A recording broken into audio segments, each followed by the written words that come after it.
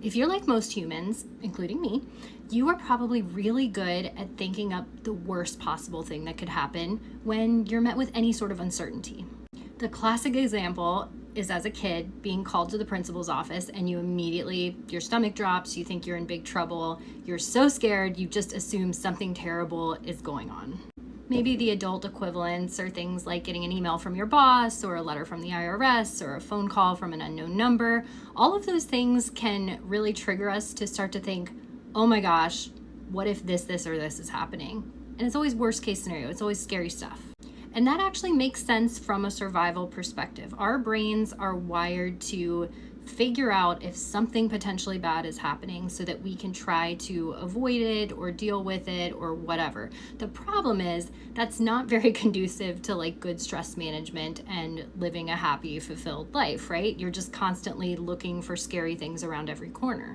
And if you struggle with anxiety or depression, this kind of catastrophic thinking is usually even worse. It's just your knee-jerk reaction to any uncertainty.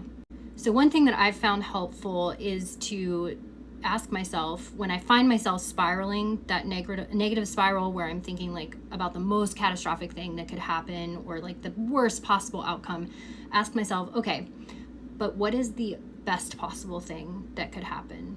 Because a lot of times that's just as likely as the catastrophic outcome.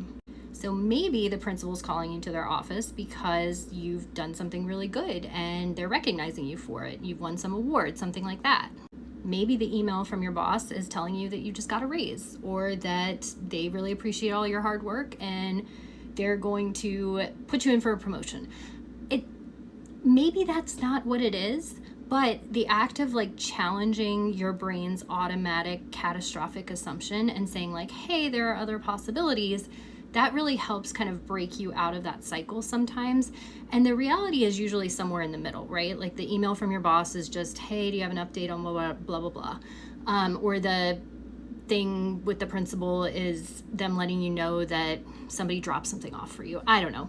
It's usually something in the middle of the two extremes. But when you challenge that automatic negative catastrophic thought by something equally as dramatic and creative in the opposite direction, it helps you remember that just because you think that negative, scary thing and it feels really real doesn't necessarily automatically mean that it's true. There are other possibilities. And yeah, I don't know. Let me know what you think.